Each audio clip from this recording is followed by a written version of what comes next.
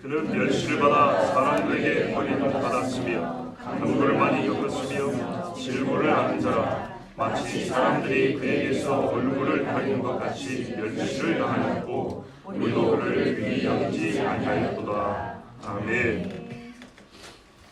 이사야에 보면 하나님의 종이라 불리는 분이 있습니다. 우리는 그가 누군지 잘 알죠. 빌립이 에티오피아 네시에게 그는 곧 예수라고 가르쳐 주었듯이 이사야가 말하는 하나님의 종은, 고난받는 하나님의 종은 바로 예수 그리스도입니다. 이사야 53장은 예수 그리스도의 고난과 죽으심을 그 어떤 성경보다 잘 묘사하고 있고 죽으심의 본질과 결과가 무엇인지도 마치 복음서를 해설한 것처럼 기록하고 있습니다. 특별히 10절 이후는 영혼의 속건자로서 예수님의 대속 죽음의 의미를 우리에게 바르게 가르쳐줍니다. 육체의 힘들만 생각 안 되고 영혼의 수고까지 우리가 배울 수 있도록 말씀을 가르쳐주고 있습니다. 자, 그런데 오늘 우리가 53장 3절 말씀을 통해 깨닫고자 하는 것은 예수님이 아니라 의외로, 여러분 예상 밖으로 예수께서 위하여 죽어주신 우리에 대하여입니다. 본문은 예수님을 말하고 싶습니다. 그래서 예수님을 가르쳐주는 본문인데 예수님이 누구와의 상관성 안에서 가르쳐주고 있냐면 우리와의 상관성 안에서 가르쳐주고 있습니다. 그래서 우리가 오늘은 지금까지 계속 예수님을 마주보고 말씀을 받기 때문에 오늘은 그 예수님을 마주보고 있는 나, 우리에 대하여 성경이 가르쳐주는 바, 곧 우리라고 불리는 자들 위하여 죽어주신 예수님, 예수님이 죽어주신 우리가 누군가 한번 듣도록 하겠습니다. 창세기의 원죄부터 시작한 죄인 타령을 오늘도 듣는 거냐? 솔직히 말하면 그렇습니다. 그런데 이 죄인 타령을 뻔하고 지루하게 듣는 분이 혹시 계시다면 바로 그분이 들어야 될 필요가 있는 설교입니다. 오늘 품반이 각설의 타령도 1년에 한 번씩은 듣는데 죄인 타령 한번 들어보자고요. 예. 질문을 제가 하나 던집니다. 오늘 53장 3절에 그는 예수님인 걸 알겠는데 그를 성경을 덮지 말고 펴보세요. 그를 멸시한 사람, 버린 사람, 이 버린다는 말은 거절한다는 말하고 같은 뜻이죠. 거절한 사람은 누구입니까? 사람들이라 했으니까 사람들이죠. 그 사람들은 누구입니까? 우리와 다릅니까? 같습니까? 같다고 여러분 말씀을 했기 때문에 저는 그렇게 말 안 했어요. 자, 또 질문을 드립니다. 어떻게 해서 같다고 말씀할 수 있습니까? 무엇을 근거로? 자, 우리가 보통 겸손한 분들이 되다 보니까 제가 죄인이죠, 다 그런다고요. 그런 차원에서 하신 대답이 아니고 겸양의 표현이 아니라 정말로 그렇게 인정한다면, 사람들이나 우리가 같다고 그렇게 인정한다면 본문에 가르치는 바로서 같다는 것을 입증해 보십시오. 죄인이 자기가 죄인이라고 고백하는데 무슨 입증이란 말이 어울리겠습니까? 자수를 해버렸는데, 그렇죠? 그런데 여러분, 아까 말씀드렸죠? 제가 같다고 하는 게 아니라 여러분이 같다고 그랬잖아요. 나는 같다고 말 안 했어요. 그러니까 나한테 여러분 같다고 한 여러분이 같은 이유를 입증해 보라고요. 본문으로서. 물론 제가 입증할 시간은 안 드립니다. 제가 설교하는 시간이니까 입증하는 시간은 안 드립니다.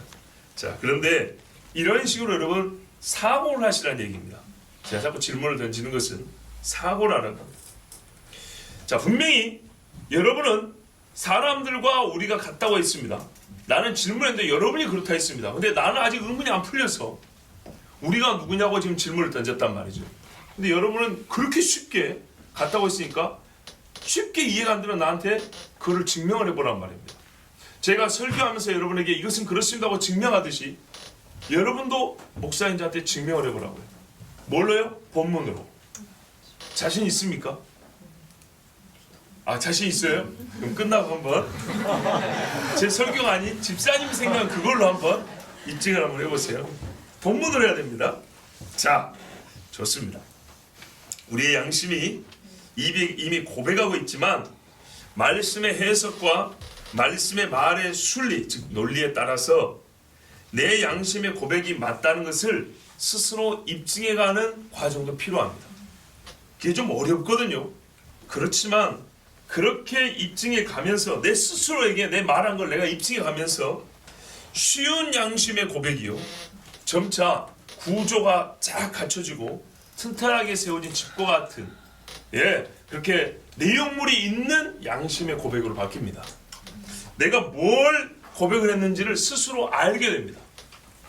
그러니까 녹음기 누르면 나오는 그렇게 쉬운 말이 아니라 그때마다 내가 생각을 해야 되고 고민을 해야 되고 기도해야지 나오는 한마디 말, 그렇게 하나님 앞에 양심을 고백해야 된다고요. 언제나 목사가 물어보면 나는 죄인입니다. 나는 죄인입니다. 3,000원짜리 5,000원짜리 죄인입니다. 이런 거 말고, 이렇게 눌러서 나오는 거 말고 본문을 보면 이 본문에서 보니 하나님 나는 이러이러해서 죄인입니다. 이러이러한 이유 때문에 나는 죄인이라고 고백할 수밖에 없습니다라고 이렇게 그때마다 완전히 새로 양념해갖고 요리를 만드는 식 그렇게 소리가 나와야 된다고요. 그게 내 스스로 말씀을 가지고 자기에게 입증해가는 과정을 통해서 이게 갖춰질 수가 있습니다. 여기 트럭으로 물건 팔아 다니는 사람 저렇게 트는 거 말고요. 자, 본문을 보겠습니다. 그는 멸시를 받아서 사람에게 어떻게 됐죠? 버림바 되었습니다. 실어 버림바 되었습니다. 우리 번역에는 개역성경인 것 같아요. 개역성경은 실어 버림바 되었음이라고, 사실은 이건 추가예요. 실어 버렸다는 건 추가고 버림바 되는 거예요. 그리고 다르게 말하면 거절당했어요. 우리 리젝트라 그러죠. 거절당했어요. 그는 멸시를 받았습니다. 계급, 신분, 실력, 성과, 외모 등등을 따져서 너는 기준 미달이야, 자격 미달이야, 실력 부족이야, 이런 게 이유가 되어서 낮은 취급을 받았다는 게 아닙니다. 자, 병원의 의사들이 전부 다 메스를 들고 정말 재주를 부릴 줄 알아요. 근데 이 의사만 칼을 못 들어요. 테스트해보니까 이 사람만 배를 찢을 줄 모르는 거예요. 자, 그럼 어떻게 되죠? 멸시당했죠? 그런 멸시는 검증을 해보니까 너는 자격 미달에서 당하는 멸시예요. 이 본문의 예수의 멸시는 그게 아니에요. 처음부터 니까지 건 거들떠보지도 않는 거예요. 예수님의 모습은 아예 눈에 들어오지도 않고 예수님의 능력은 알고 싶지도 않습니다. 예수님의 출신에는 별 관심이 없습니다. 출신 성분을 따져보니까 너는 쌍놈이구나, 이래서 너가 무시당하는 거야, 이게 아니고 아예 출신을 따져보고 싶지도 않은 거예요. 제가 복음서 볼 때마다 화가 난 게 그거라고요. 나사렛에서 무슨 선한 것이 날 수 있겠냐, 그러면서 메시아는 베들레헴에서 온다 그랬는데, 아니 이거 물어보면 예수님 베들레헴 태가 다 알 수 있는데도 불구하고 족보를 어디서 기록했냐면 베들레헴에 갔단 말이죠. 세계 최고의 공신력을 가지고 있는 로마의 장부에 올라갔단 말이에요. 그렇죠? 로마의 이 뭐라고 불러야 됩니까? 하여튼 공문서에 이름이 기록이 됐다고요. 그런데도 불구하고 알아볼 생각도 안 해요. 조사할 생각도 안 해요. 취급도 안 해준 거예요. 이게 멸시라는 말이에요. 조사해봤더니 너는 변변찮은 인간이라, 이게 아니고 그 쉬운 것도 알아보고 싶은 마음도 들지 않는 거예요. 그렇게 예수님은 멸시를 당했어요. 예수님의 출신 지파와 지역은 생각보다 중요하죠. 유대 지파 베들레헴 얼마나 중요합니까? 자, 예수님이 하신 일을 떠올리며 의미를 찾아보고 오늘 내가 예수님을 따라감에 대하여 생각하는 일도 별로 없습니다. 예수님 따르는 수많은 사람들이 왜 따르는지도 모르고 따라다녔어요. 하나님 이야기해 주니까 어렵다고 가버리고, 떡 주니까 해보려고 쫓아오고, 그 정도 수준의 사람들이 엄청나게 많았어요. 즉 예수님한테 필요한 만큼의 관심을 별로 두지 않았어요. 여러분, 동네에 걸어가다가 개 한 마리가 지나간단 말이에요. 그러면은 이렇게 쳐다보는 관심, 예수님은 어떤 관심을 기울여야 됩니까? 만약에 여러분 여기에 사이카가 막 다니면서 막 사이렌 울리면서 하면은 높은 사람 지나간다 생각하겠죠. 그 사람 나 얼굴 쳐다보지도 않는데 나는 그 행렬이 지나갈 때 막 쳐다보겠죠. 요 정도의 관심, 기껏해야 구경하는 정도의 관심. 그러나 예수님께는 그 이상의 관심이 필요하죠. 근데 사람들은 보통 요 정도 관심에서 그쳐버렸어요. 자, 누가 그렇게 했다고요? 사람들 멸시하였다지 않습니까? 보통의 세상 사람들, 안 그리스도인인 사람들이 이렇게 했어요. 그렇죠? 사람들이 그랬다 했잖아요. 자, 그리고 이 사람들이 예수님을 거절했어요. 버렸어요. 능력을 입증해도 거부하고, 죽은 자를 살려줘도 거부하고, 중풍병자를 일으켜줘도 싫다고 그랬어요. 신성을 보여주고자 해도 거절했고, 부활의 증거를 보라고 빈 무덤을 열어 보여줘도 보기 싫다 하고 누가 와보지도 않았어요. 몇 명이나 와봤습니까? 예수님은 뱉어버렸어요. 확인하면 신앙을 가져야 하기 때문에. 그 부담으로 인하여 거부하기도 하지만 처음부터 증거를 따져볼 가치가 없다고 해서 거부했어요. 증거를 확인해볼 절도 사건만 또 못하게 빈 무덤을 취급했기 때문에 증거를 거기서 찾아보지도 않았어요. 간혹 해외 토픽에서 회자되는 류의 기적 이야기 정도에 굳이 시간을 쏟을 필요가 없다고 생각하면서 성경에 나온 기적은 읽어보지 않습니다. 예수님 당시에는 저기가 계세요 이렇게 말을 합니다. 한마디로 죄인이 평소보다 더 악한 기운을 뿜어내면서 그 힘으로 악한 마음을 가동해서 예수를 거부한다는 의식 자체가 불필요할 정도로, 제 말이 어렵게 들리는 모양입니다. 쉬운 걸 어렵게 말하는 재주가 있으니까 그 줄 아시고 이러고 들으십시오. 보세요. 보시라고요. 내가 안주하는 음식이 있죠. 굳이 이거를 내가 싫어해야지 이런 생각 해서 안 먹습니까?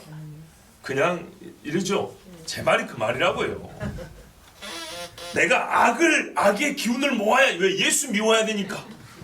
미워할 수 있는 악의 기운을 막 끌어모아야지. 무슨 만화에서 나온 것처럼 막, 그죠? 원자력 에너지에 힘이 솟는다 그런 것처럼 악의 기운을 끌어모아 예수의 기를 발사, 이렇게 안 해도, 그래 안 해도 그런 뭐 싫어하니 어쩌니 생각 자체를 할 필요가 없을 정도로 그냥 예수는 아예 들어오지가 않아요. 들어오지가. 됐어요 그 말입니다. 됐어요. 그런 예수인이, 자, 됐어요 하는 예수이니까 이제 어떤 경우에 화가 나냐? 그러지 말고 관심 좀 가져보세요. 이 자체도 화가 나는 거예요. 관심을 가지라는 권고가 불쾌하고 쓸데없는 일이기에 강력히 거부하는 일이 일어납니다.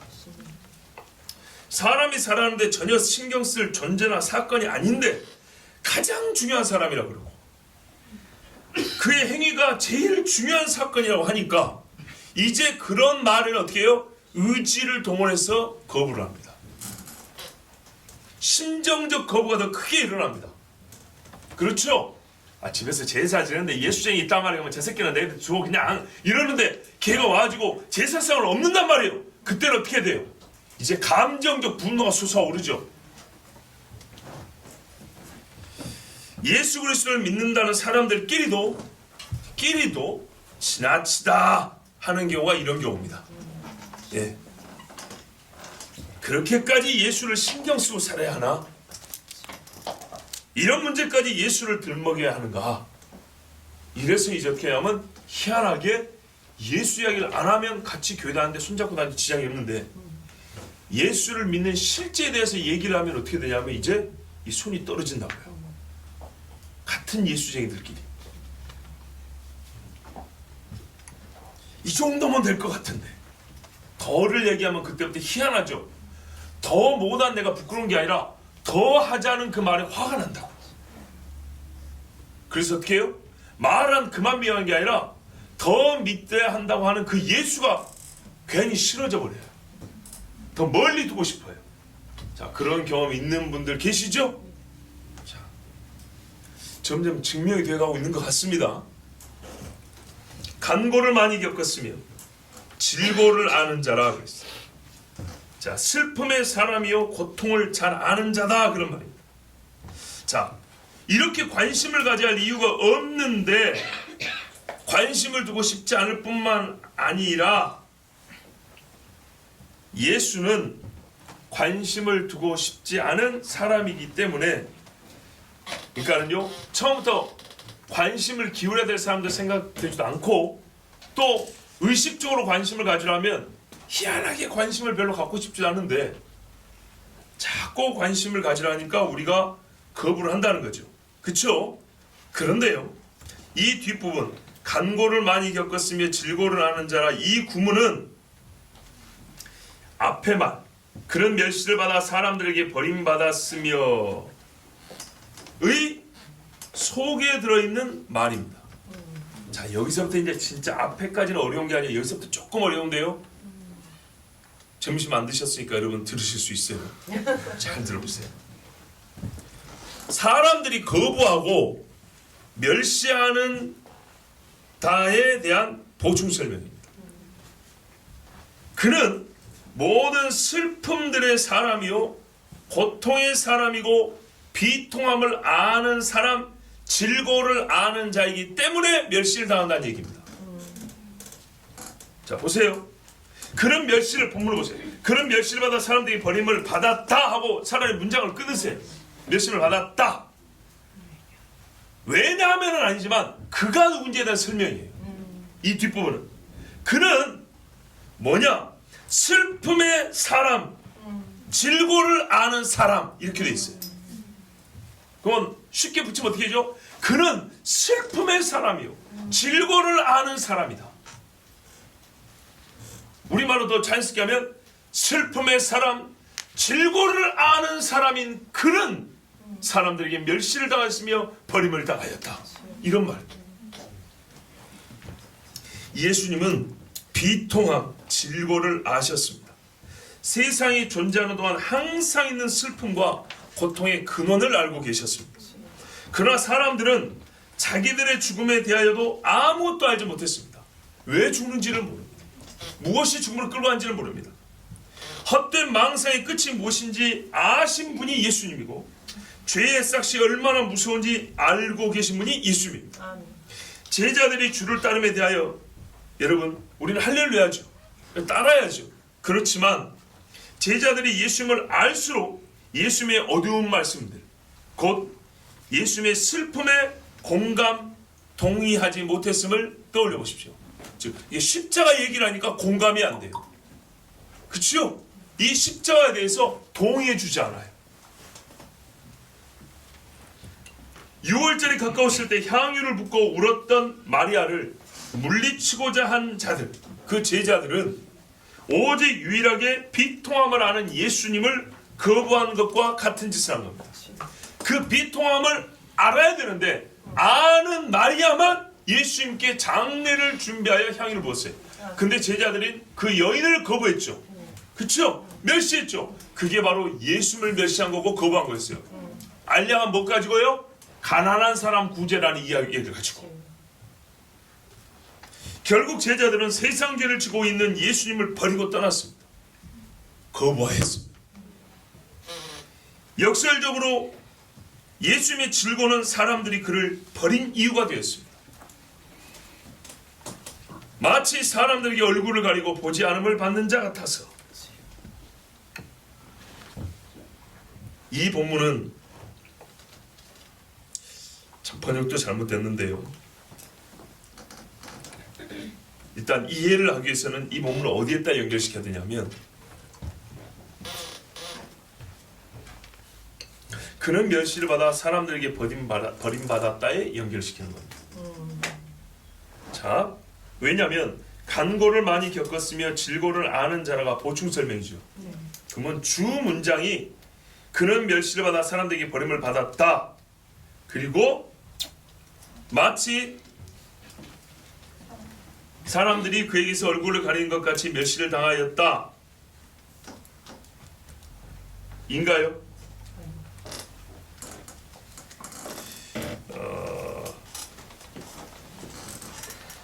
참 어렵습니다.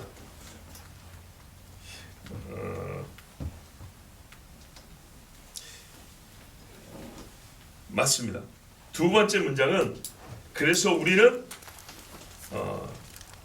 그에게서 얼굴을 돌려 숨겼다가 두 번째 문장입니다. 예, 그냥 제가 읽는 게 더 나을 것 같습니다. 보십시오.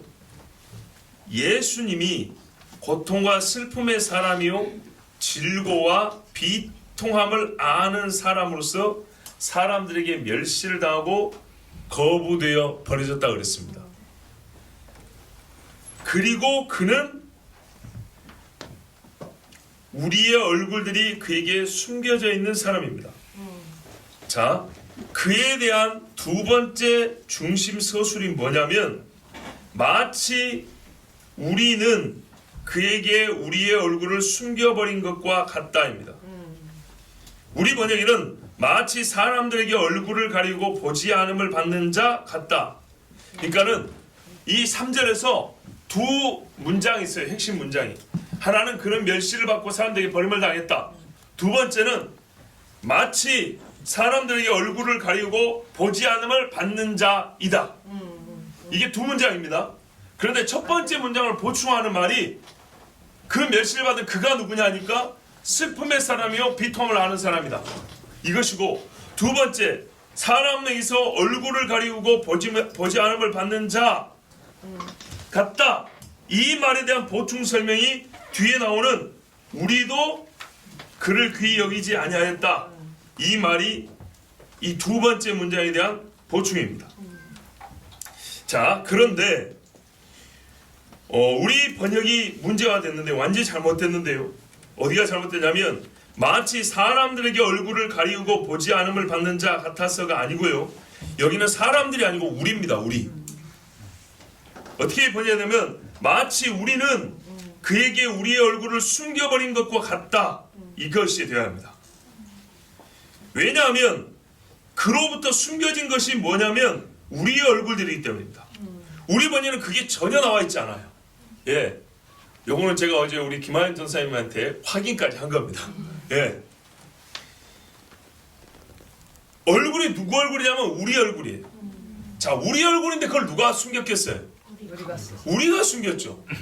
그래서 히브리어 안에 주어 자체가 우리가라는 건 없어요. 근데 우리의 얼굴로부터 숨긴 주체가 우리라는 것을 다 알 수가 있어요. 그러니까 번역을 하면 어떻게 되냐면 마치 우리는 그에게 우리의 얼굴을 숨겨버린 것과 같다 이렇게 되는 겁니다. 자, 우리 얼굴을 누가 숨겨요? 우리가요. 그들이 숨기는 게 아닙니다. 우리가 숨기지. 자, 예수님 그입니다. 그는 예수님이죠. 그가 우리에게 자기 얼굴을 보여주지 않고자 하였기도 하지만 예수님은 사람들에게 감춰진 분이기도 했죠.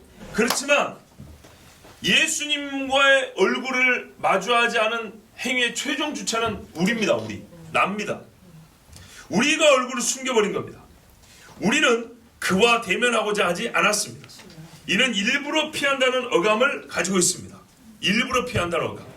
자, 다시 본문을 간단한 문장으로 53절을 간단한 문장으로 바꾸면 이렇게 됩니다.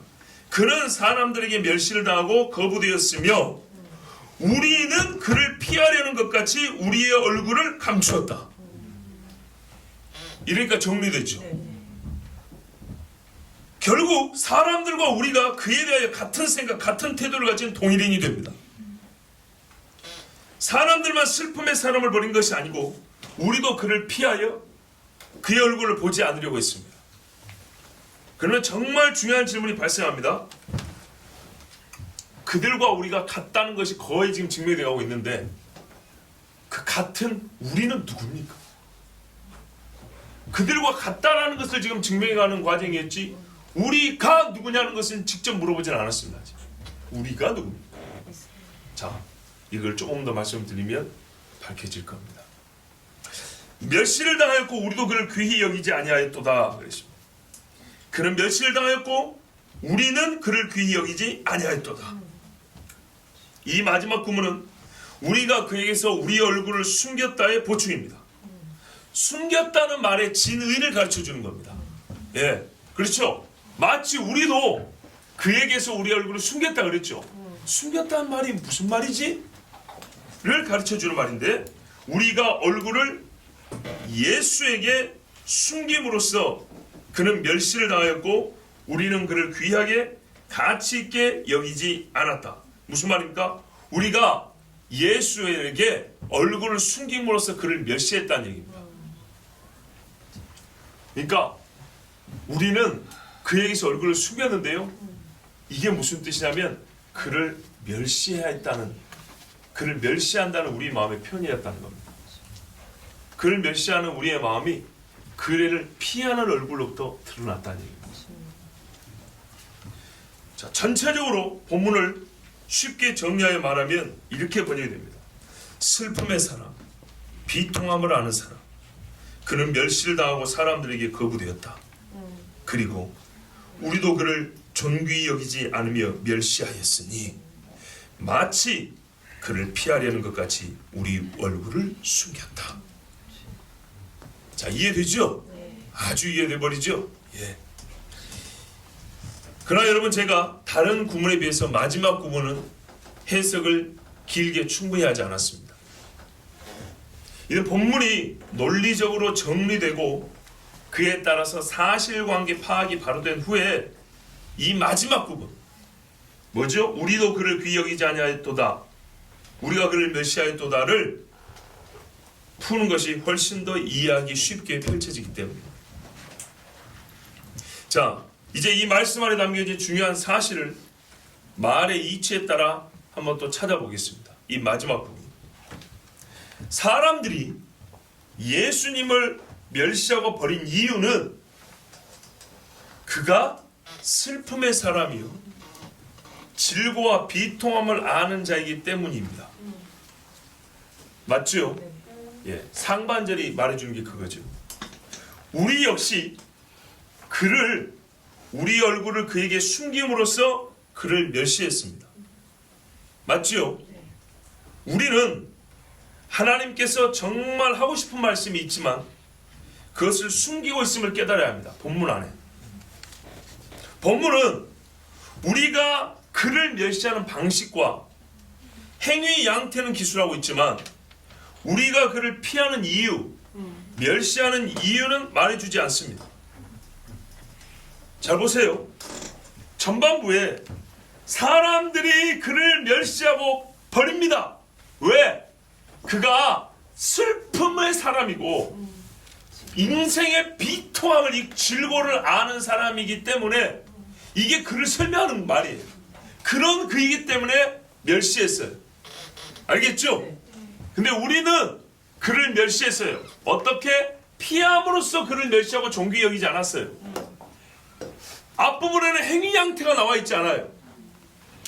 이유는 나와 있고 우리에 대해서는 행위 양태는 나와 있어요. 피하는 식으로 그를 멸시했다는 거예요. 근데 왜가 나와 있지 않아요. 그럼 어떻게 해석하라는 거예요? 서로 교차해서 해석하라는 얘기예요. 이 이유가 같아야 동일인물이 되는 겁니다. 무슨 말인지 아시겠죠? 우리가 그를 피하여 얼굴을 숨기는 이유가 무엇입니까? 그래요. 바로 예수가 슬픔의 사람이고 고통을 아는 사람, 인생의 비통함을 다 알고 있는 사람이기 때문이에요. 여러분은 세상의 모든 슬픔을 다 알고 있는 사람을 친구로 두고 싶습니까?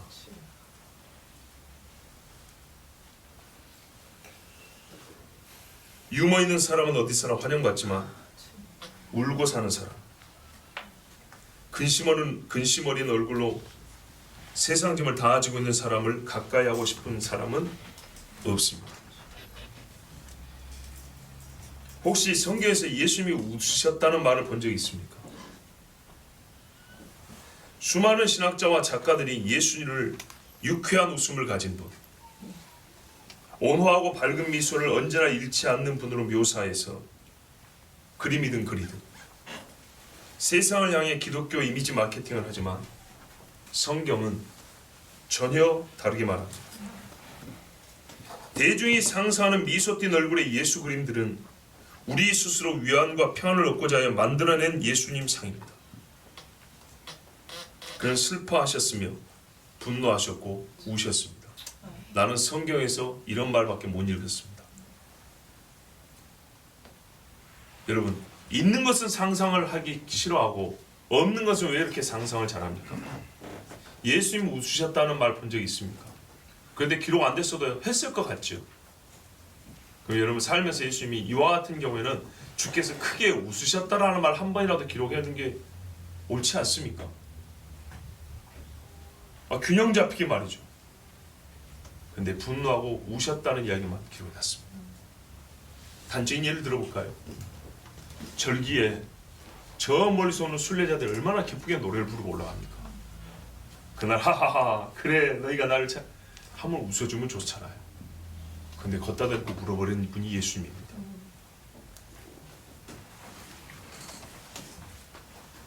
어두운 감정만 느끼고 표현했다는 뜻이 아닙니다.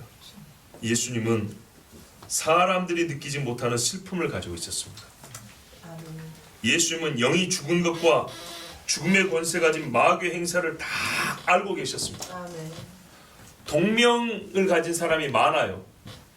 푸블리우스 렌툴루스라는 로마인인데 기원전 살았던 사람이고 기후에 살았던 사람인데 이 사람이 디베리우스 황제에게 보낸 서신에 이런 말이 있어요.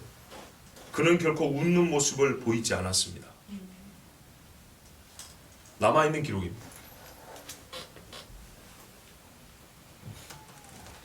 성취는 곧 만족이고 성공은 옳음을 증명하며 할 수 있는 것을 하는 것은 당연하다고 여기는 사람들에게 예수님은 당신은 마귀의 대리 충족자임을 아십니까?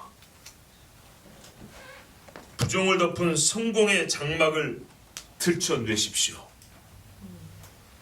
너의 할 수 있는 일들 그것은 양심이 마비된 근육의 움직임이라는 뼈아픈 사실을 알아야 합니다. 예수님은 이런 소리를 하고 다니셨습니다. 이런 분을 가까이 두고 싶습니까? 여러분은 이런 사람, 비통함의 뿌릿속 깊이 보며 사는 사람의 얼굴을 마주하고 싶습니까? 곡식창고를 짓고 있는 나에게, 좋아서 곡식창고 짓고 있는 나에게 오늘 밤에 네 생명을 취하면 네가 쌓아둔 모든 것이 네 것이 되겠느냐 하고 묻는 자를 반기겠습니까? 마음으로 음욕을 품어도 간음죄요 형제를 미워하기만 해도 살인죄를 저질렀다는 극단주의자와 한 상에 앉아 밥을 먹고 싶습니까? 만물의 마지막에 가까웠으니 깨어있어 기도하라. 온 천하가 불로 심판을 받을 날이 기다리니 불이 바다를 삼키는 기막힌 소리를 하는 이런 기가 막힌 소리를 하는 사람을 주로 모신다는 사실을 사람들에게 말하기 편합니까? 자랑스럽습니까? 여차하면 나를 따르라 하면서 가진 것도 버리라 자리도 내려놓아라 부모와 처자식도 나보다 더 사랑하지 말라 하는 신과 내 인생의 그렇게 말하는 신과 내 인생의 문제를 놓고 대화하고 싶습니까? 뭐 말만 하면 이분은 나보고 다 그냥 뭘 겁나서 말하고 싶습니까? 하나님께 바칠 것과 가이사에게 바칠 것을 가려주기만 하면 되는 이 쉬운 문제를 하나님의 것은 하나님께 가이사의 것은 가이사에게 더 어려운 문제로 바꿔주는 재주가 있는 예수님을 좋아할 리가 어디 있을까요? 그분께 어찌할까요를 묻기 정말 부담스럽지 않습니까? 여러분 그래서 그런 기도 잘 안 하잖아요. 결론 내려서 도와달라는 기도를 하지만 어떻게 할까요는 잘 안 하잖아요. 그렇죠? 예수가 나에게 교회만 다니라고 하면 신앙생활을 할 만한데 예수가 나한테 죄 이야기만 안 하면 상담도 자주 할 것이고 세상 상담가들은 죄 이야기 안 합니다. 네 문제가 아니고 네 주변 문제고 네가 어릴 때 이야기고 예수가 나보고 깨어 근신하여 기도하라만 안 해도 부담 없이 성경 좀 읽어볼 텐데 이러면 성경 읽으면 할 일이 너무 많아지는 거예요. 예수가 나에게 정말만 경고하지 않는다면 100점짜리 종교인데 어떻게 하면 그를 피하면서도 그를 섬기는 척 할 수 있을까?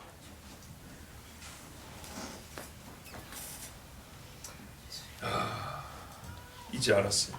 우리가 누군지. 우리는 당대 이스라엘 사람입니까? 아니면 예수께서 오시는 때에 살 후대 이스라엘 사람들인데 이사야가 동족으로서 공동체 의식 내지는 연대 의식을 가지고 우리라고 부른 것입니까? 아니면 이사야 본인도 이와 같은 이유 때문에 실제로 알아보지 못하고 그를 멸시한 우리에 들어갑니까? 그리고 오늘 우리는 본문에 우리에 들어갑니까? 겸양의 자세로서가 아니라 정말 우리가 우리에 포함됩니까? 답은 이미 나와 있습니다. 오늘 우리가 예수를 피하는 일이 없다면 나는 우리에 들지 않습니다. 그러나 나와 여러분은 우리에 들어갑니다.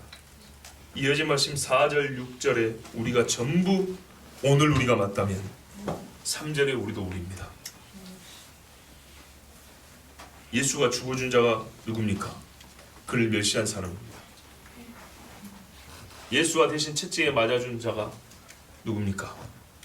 그를 거부한 사람 우리입니다. 비록 이사야는 선지자였지만 그 역시 이스라엘 사람이 메시아를 증거할 거룩한 부담감으로 아마 하나님의 얼굴을 피하고 싶은 마음이 없지 않았을 겁니다. 여러 부름받은 종들이 그랬지 않습니까? 어떻게 하면 피해볼까? 부정할 수는 없지만 모른 척하고 지나가볼까? 짐이 이만하면 어떻게 하면 가벼운 것처럼 취급 한번 해볼까? 사명이 이만하면 어떻게 하면 이렇게 작은 것처럼 나는 하나님께 작은 것밖에 못 들었거든요. 이렇게 하나님을 한번 속여볼까?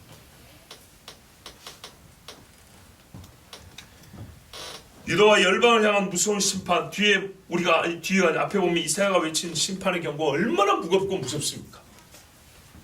그 소리를 입에 담는 것도 힘들었을 겁니다. 나 같아도 피하고 싶었을 겁니다. 이사야 본인도 우리에 들어갑니다. 주를 직접 멸시한 것은 아니지만 주의 말씀을 피하고자 함은 분명히 이사야에게도 있었을 터. 그렇다면 그는 주를 멸시한 것과 똑같습니다.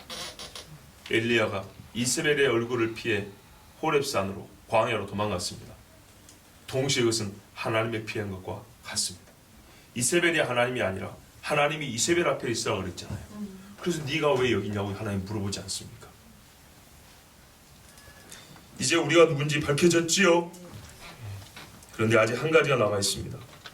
우리가 우리라는 사실 외에 우리가 어떤 사람인지 정체가 아닌 정체성. 그러니까 사람들과 우리가 같은 정체다. 왜? 어떤 성질을 가진 자들이냐. 정체성에 대하여 한 가지 더 들을 말씀이 있습니다. 우리는 예수의 고난이 부담스러운 것만이 아닙니다. 아까 말씀드린 거 그런 것만이 부담스러워서 예수를 멸시한 게 아닙니다. 우리는 어떤 식으로 예수를 멸시하냐면요, 그를 거부하냐면요, 아까 잠깐 언급한 대로 예수님이 가지고 있는 슬픔을 부담스럽지 않은 슬픔, 우리와 별로 상관없는 질고로 바꿈으로써 그를 멸시하고 아무것도 아닌 것처럼 취급합니다. 자 보세요. 사람들이 예수님을 아무것도 아닌 것처럼 취급했다 그랬죠. 그들은 예수님을 믿지도 않았고 얼굴을 쳐다보지 않고 저리 있으라고 했어요. 그렇죠? 근데 여기서 우리는 신자라고 하는 우리도 포함되죠. 그래서 우리는 어떤 식으로까지 예수를 멸시하냐면 말씀을 처음부터 거기서 듣지 않은 게 아니에요. 들었는데 그걸 축소시키는 식으로 해서 예수를 멸시해요. 앞에 거는 부담스러워서 안 보려고 하는 게 아니라 이번에 하는 말은요, 볼 수 있을 만큼 예수님을 변형시켜 버린다고요. 예수님의 이런 모습을 갖고 싶은데 우리가 보기에 너무 부담스럽기 때문에 내가 볼 수 있는 얼굴로 성형수술해서 요만하게 예수님을 만들어 버린다고요. 그렇게 해서 예수님을 멸시해요. 마지막 문장이 뭐라고 되어 있습니까? 우리는 그를 귀히 여기지 않았다. 우리는 그에게 마땅히 돌려야 할 존귀, 가치를 도둑질하였다. 그가 흘린 눈물의 양을 줄이고 그가 흘린 피를 희석하며 그의 경고를 허구적 상징으로 해석하였고, 그가 세운 교회는 성령 없이도 돌아갈 수 있게 만들어버렸고, 그가 다시 오신다는 말씀은 실존적 희망을 위하여 죽은 자와 산 자를 심판한다는 말은 끝없는 불의에 따른 불의의 결론 있는 의의 승리를 말해주지 못하는 자들이 내세운 대변인의 종교적 수사로 바꿔버렸습니다. 무슨 말이냐?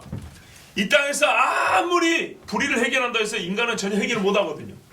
거기에 대한 어떤 대안적인 그럴듯한 말로 성경의 종말론을 해석한다 이 말입니다.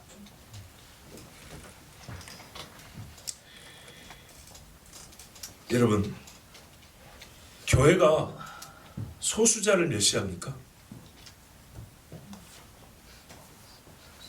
교회는 소수를 비판합니까? 잘 들으세요. 교회는 죄를 비판합니다. 죄를 정죄합니다. 죄인에게 회개하라 합니다. 그런데요, 이 우리는 어떻게 하냐면요, 죄를 소수로 바꿔버리고 죄인을 소수자로 바꿔버립니다. 그래서 이렇게 말합니다. 성경은 소수자를 혐오한 적이 없다. 예스. 성경이 언제 소수자를 혐오했냐? 우리도 그렇게 말하지 않는다. 그런데 당신들 지금 우리 소수자를 혐오하고 있잖아. 이렇게 바꿔버립니다. 우리는 소수자를 혐오하지 않습니다. 성경은 죄인에게 분노합니다. 가증한 죄인을 혐오합니다. 맞죠? 그런데요, 그렇게 말하면 세상이 어떻게 해요? 우리를 미워해요. 세상 안에 살고 싶은 기독교예요. 그렇죠? 그래서 우리 스스로 어떻게 해요? 세상에게 나팔을 부는 게 아니라 예수님을 깎아요. 당신 너무 커. 세상에 당신은 너무 이렇게 큰 비중을 차지할 필요가 없어. 좀 축소되시오. 그 비계살 좀 빼시고 그 삐져나온 것들을 잘라서 둥글둥글 좀 만드시오. 자, 만들어졌죠? 자, 이제 세상으로 들고 나가 봅시다. 어이구, 그래도 힘들다네? 들어와. 다시 교회로 들어와. 다시 신학교로 들어와. 세상 요즘에 흐름이 그게 아니야. 좀 깎읍시다. 또 깎아. 또 깎아. 창조, 요즘에 이런 말 하면 안 돼. 깎아. 믿을 게 하나도 없어요. 정말 이거 부담스러워서 되겠어? 세상이 그런 식으로 정말 패러다임 얘기해주면 안 돼. 요즘에 영화 봐, 소설 봐. 얼마나 이 환상적이고. 지금 어떤 시대인데. 좀 바꿉시다. 이렇게 바꿔서 내놓아요. 그 어느 때보다 진짜 혐오스럽고 하나님의 불심판이 떨어져도 시원찮을 그런 가증스러운 죄에 대하여 우리가 세상에 외쳐야 되는데, 성경에 있는 거니 지우지는 못하겠고, 그죠? 세상에 있는 대로 외치자니 맞아 죽겠고. 그래서 어떻게 해요? 하나님 영광을 가리고 예수님의 짐을, 예수님의 말씀한 것들을, 예수님이 우리를 보고 괴롭고 슬퍼한 이유들을 축소시키고 성경이 지어지는 우리의 사명을 축소시켜요. 무시해도 되는 성경, 크게 신경 쓰지 않아도 신경 쓰지 마, 나 혼자 놀게, 어떤 유머 프로그램처럼, 개그 프로그램처럼 그렇게 바꿔서 예수님을 세상에 소개합니다. 예수님 뭐라 했어요? 내 말의 1.1획도 세상이 없어지기 전에 없어지지 않는다 그랬어요. 정말 세상 그 어떤 것도 예수님의 한마디하고도 무관하게 존재할 수 있는 게 없어요.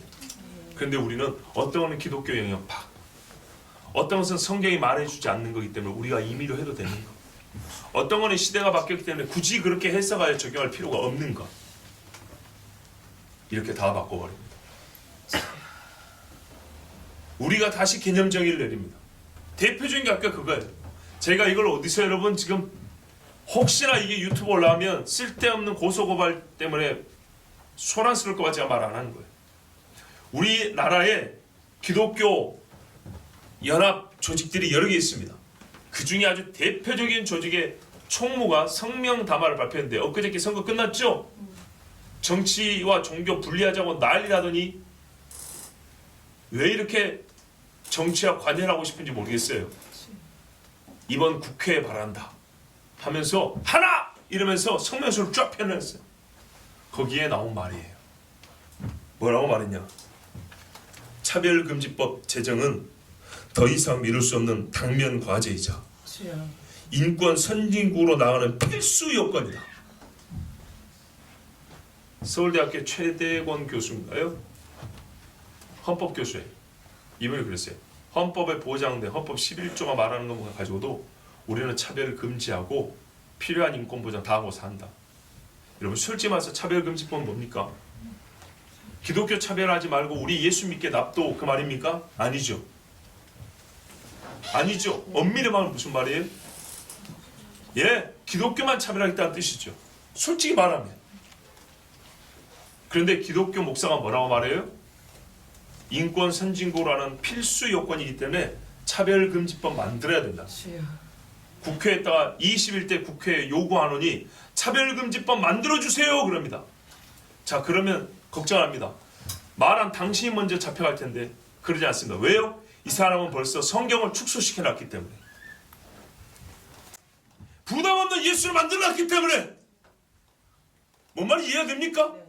정통 기독교와 부담 없는 기독교로 만든 목회자들 사이는 이미 갈라졌다 이 말입니다.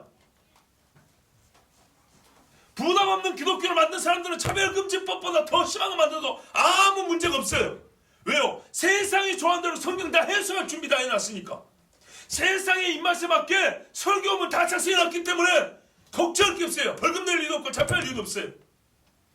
그런데 나나 여러분같이 고리타분하게 극단적으로 믿는 사람들은 이제 죽는 거예요.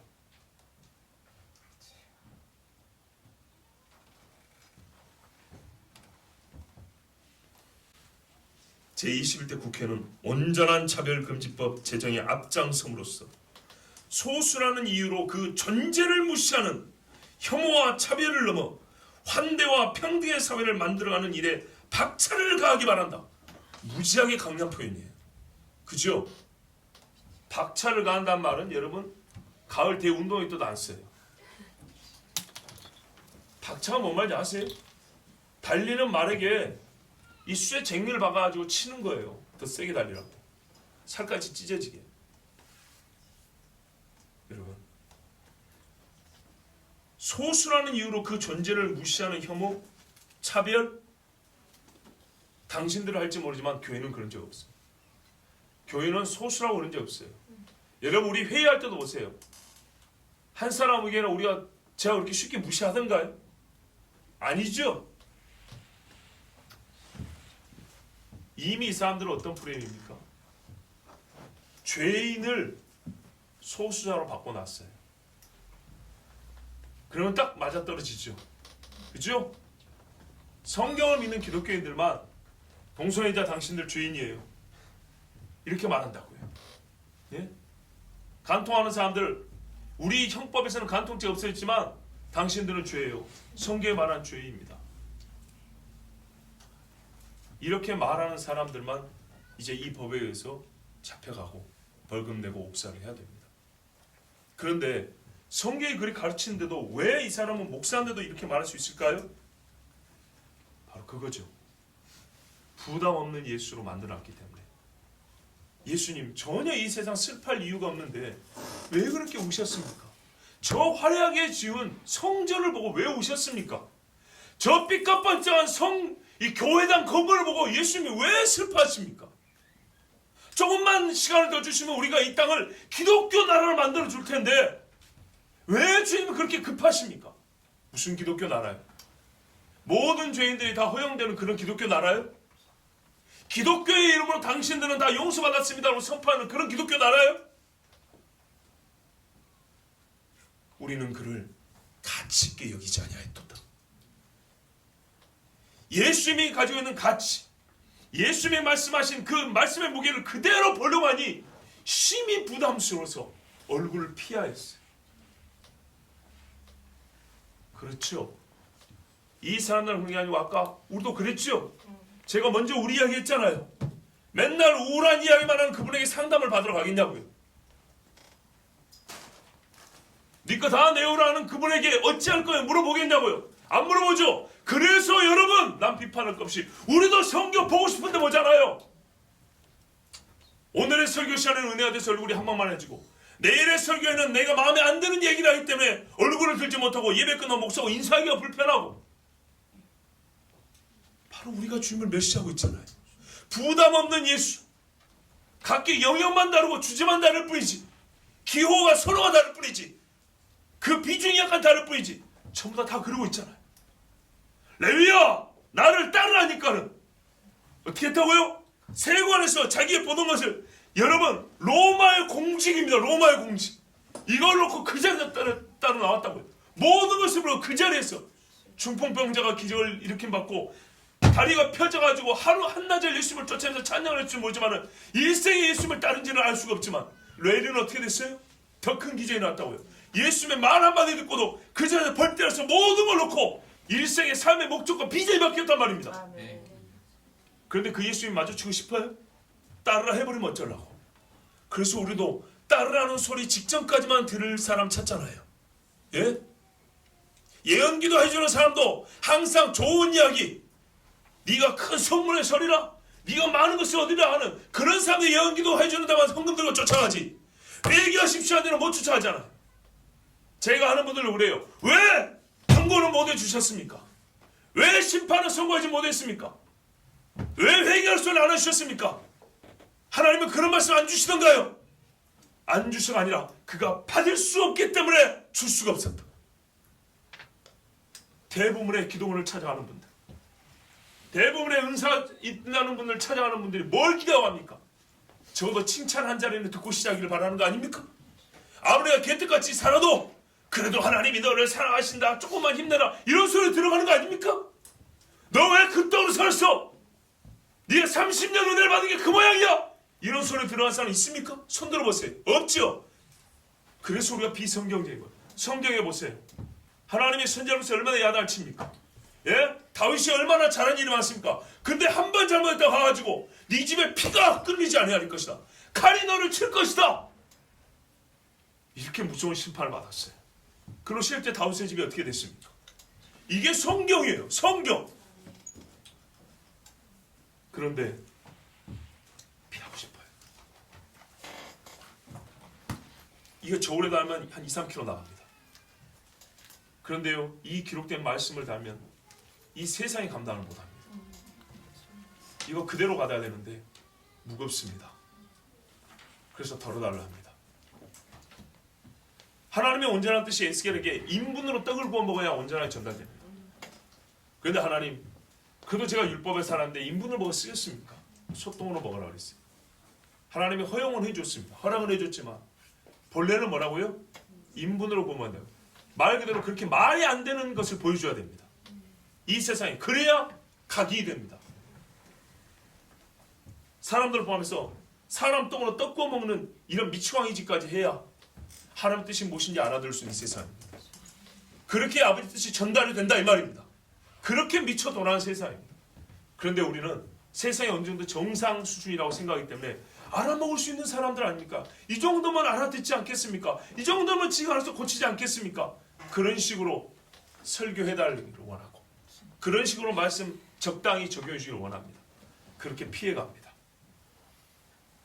그래서요, 하늘로부터 내려오는 만나 이야기했더니 땅에서 주는 땅의 음식은 맛이 좀 있든지 없든지 먹고 살긴 했지만 하늘에서 내려오는 이야기했더니 그 하늘의 차원은 아예 못 듣겠다고 떠나버렸습니다. 누가 지옥을 듣고 싶어 하겠습니까? 천국은 듣기 좋아도 누가 지옥을 듣고 싶어 하겠습니까? 그래서 지옥을 없앤다 그랬죠? 제가 저번에 시리즈 설교했잖아요. 어렵습니다.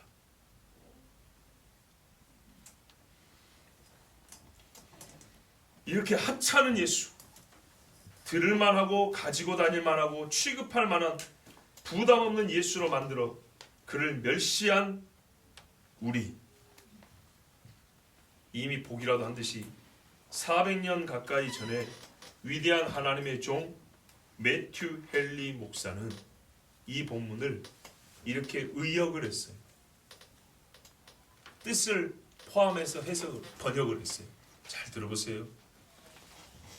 우리는 그에게서 얼굴을 가리고 애써 그를 외면하여서 그의 고난이 우리에게 아무것도 아닌 것처럼 행하였다.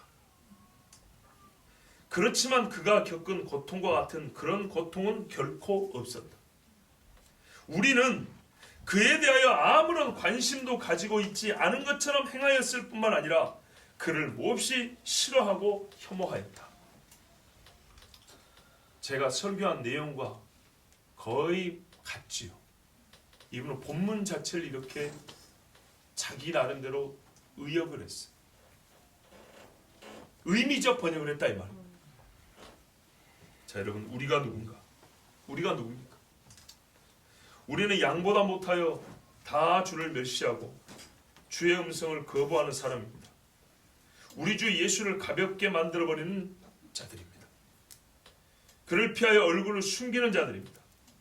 그러나 그는 우리를 위하여 질고를 지고 나의 치유를 위하여 채찍에 맞으셨으며 내 죄를 속하기 위하여 찢겨 물과 피를 다 쏟아 죽으셨습니다. 아멘.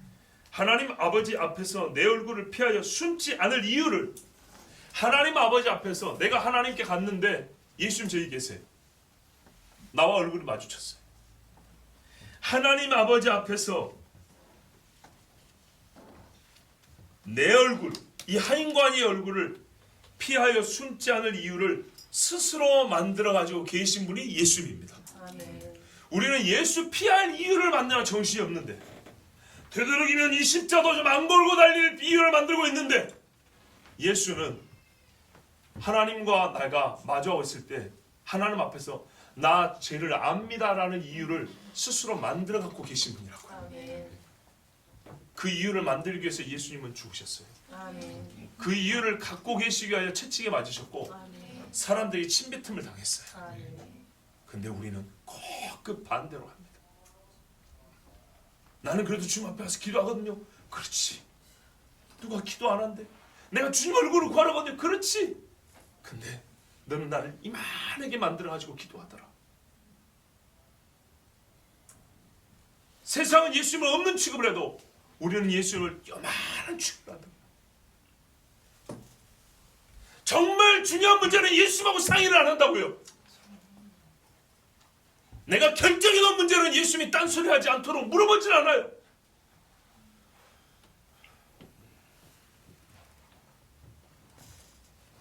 이제 여러분 어찌하시렵니까? 세상을 가볍게 논한 적이 없는 예수님의 대화에 끼어들어야 합니다. 아멘.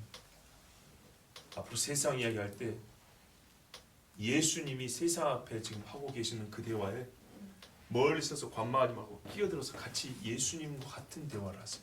아멘. 같은 말을 하세요. 아멘. 하나님의 약속이 성취되어 가는 곳에 내가 잊어먹었다 했던 약속 헌물도 가져다 놓읍시다. 아멘. 하나님이 나에게 주신 약속은 해달라고 하고 내가 하나님한테 약속한 것은 잊어먹었다 하지 말고, 잊어먹었다 해도 하나님은 용서해 주신 분이지 이런 식으로 예수를 하찮게 취급하지 마세요. 내가 우리 집 깐난애하고 약속을 한 것도 내가 사준단 말이에요. 하나님하고 약속한 거 하찮게 취급하는 것은 하나님을 하찮게 취급하는 거예요. 더러운 옷 가지고 나와 주님 얼굴 마주하고 그분의 물과 피로 씻읍시다. 무슨 말이냐? 더러운 옷 입었으니까 주님께 못 가겠습니다. 이렇게 하지 말고 더러운 옷 가지고 입은 채로 가서 아멘. 이 더러운 옷이 만날 수 있는 정도만 예수님 빼꼼히 보지 말고 씻어 달라고 하세요. 아멘. 씻어 달라고 하고 예수님하고 똑바로 마주보고 아멘. 기도를 마치고 나오세요. 아멘. 감추었던 십자가 다시 꺼내놓읍시다. 아멘. 제 친구 목사들도 조롱했어요. 이것만 걸고 다녀도 뭐라는 줄 알아요? 근본주의자, 광신자 취급합니다. 친구 목사들도. 근데 세상은 이거 메고 나면 어떻게 보는지 압니까? 천주교인 줄 알아요. 예, 그렇게 봅니다. 천주교. 여러분, 옛적에 어떤 미국 사람이 쓴 책에 이런 말이 있어요. I love 마이클 조던. 이런 티셔츠를 입고 다닌다. 마이클 조던 아시죠? 미국 유명한 농구 선수입니다. 사람들은 자기가 좋아하는 사람 이름을 써갖고 다니고 그의 상징물도 몸에 프린팅 해가지고 다닌다 이 말이죠. 아무 말도 하지 않습니다. 그런데 유독 예수님을 사랑합니다. 또는 예수님이 최고입니다. 또 예수님을 상징하는 것들을 몸에 부착하거나 그려가지고 다니면 손가락질하고 흘겨본다는 겁니다. 그래서 그들을 비판하는 얘기입니다. 왜 그러냐 당신. 그런데요, 우리의 초점은 오늘은 그게 아니에요. 그 비판하는 그들을 비판하는 게 아니고 우리가 그런다고 해서 그분을 부끄러워 그들이 미워하지 않을 정도의 작고 스스로 움츠러드는 예수를 만들어가지고 이 정도 예수는 괜찮겠죠? 여기다가 이만큼 진짜 이렇게 이건 괜찮겠죠? 이런 짓 하지 말자고요. 보여야 될 때는 과감하게 보세요. 여러분 보세요. 왜 성경 조그만 거 갖고 다닙니까? 무거워서요? 양심적으로 말합시다. 무거워서 그럽니까? 사람들이 보는 눈이 신경 쓰여서 그렇습니까? 얘기해봐요. 양심적으로. 사본 적이 없어서 잘 몰라요. 여기 좀 커서 다행히 오늘 피했네. 그죠? 승만 형제 나이 80 먹었어요? 아닙니다. 뭐예요 그거? 손에 들어갈 만한 정도밖에 안 되네. 군대에서 입기 편하게 썼습니다. 그렇지, 편하죠. 그거보다 더 큰 거 갖고 다녀야 될 때가 있으면 갖고 가세요. 물론 지금은 눈이 좋아서 작은 것도 보이죠. 그런데요, 제가 청년사역 9년 한 사람입니다. 그래서 특히 젊은 사람들 말 안 도 싹 보입니다. 애들이 그래서 저한테 굉장히 부담스러워했어요.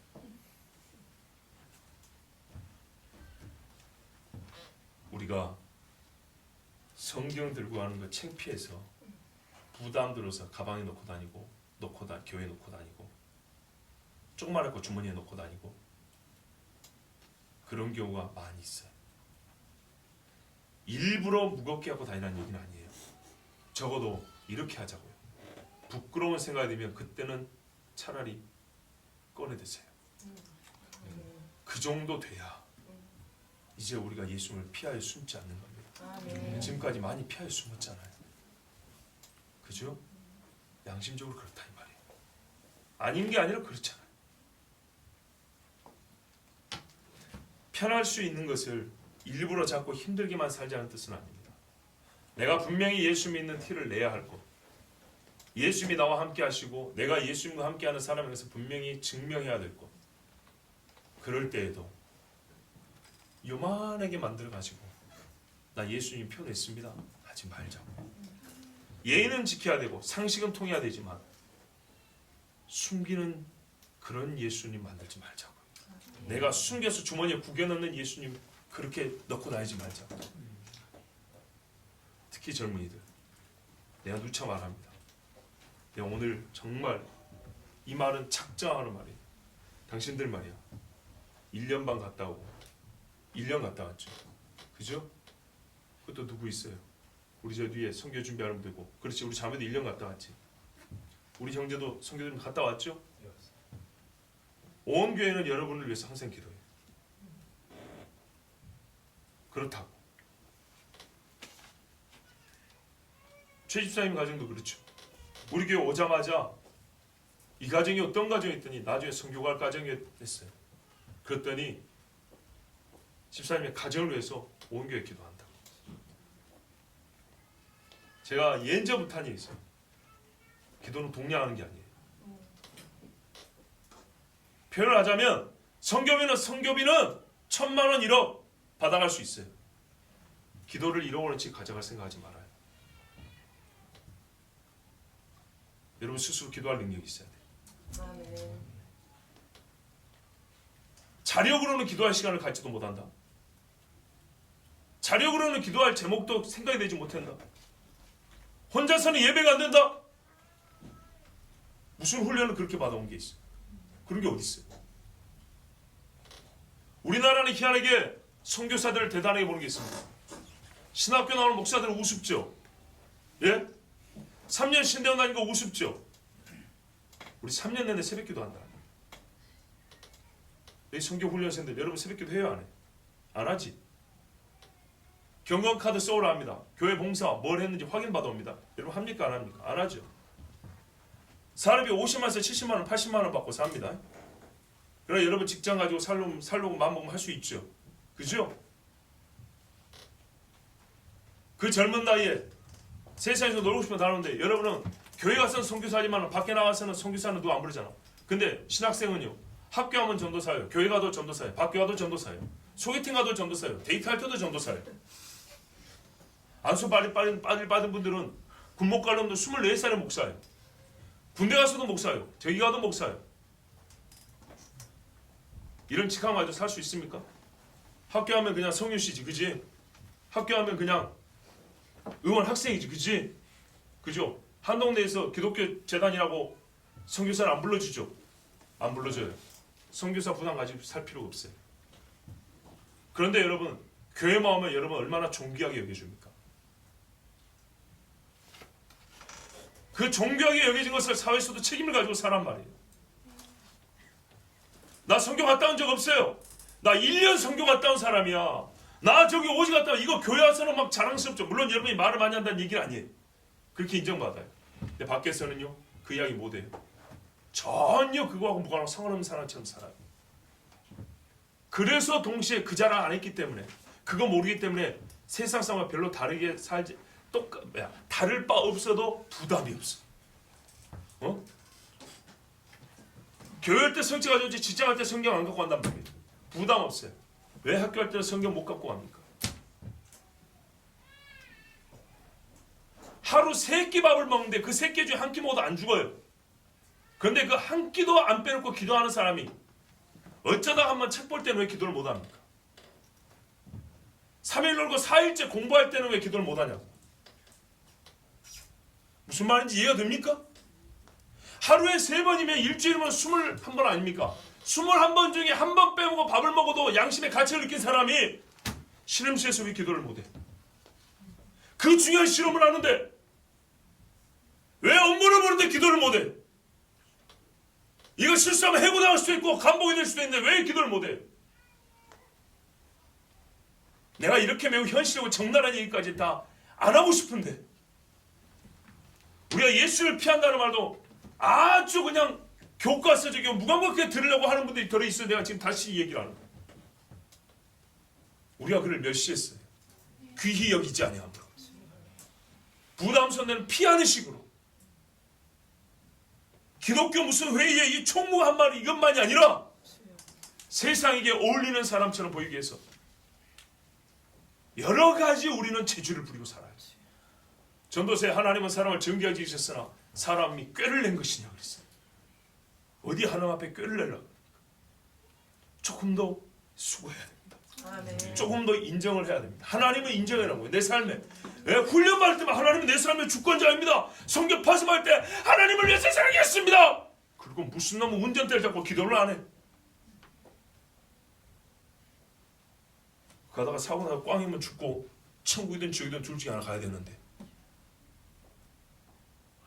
이걸 율법주의적으로 들으라는 게 아니에요. 그만큼 하나님을 아까 뭐랬어요? 매튜 헨리 목사가 말한 것처럼 관심 없고 작게 여겨도 하찮게 여겨도 되는 주님으로 우리가 그렇게 만나고 주님의 말씀을 그렇게 듣고 산단 말이에요. 부담 없는 분으로 만들어 산단 말이에요. 이제 좀 부담을 가지십시오. 아멘. 지금은요 훈련 삼아라도 예수님을 아주 부담되는 분으로 만들어서 살아야 됩니다. 아멘. 그렇지 않으면 세상 못 이깁니다. 우리가 누굽니까? 우리는 사람들입니다. 우리는 주를 멸시하여 그를 무가치하게 여기고 얼굴을 피하여 숨은 사람들입니다. 기도하겠습니다. 하나님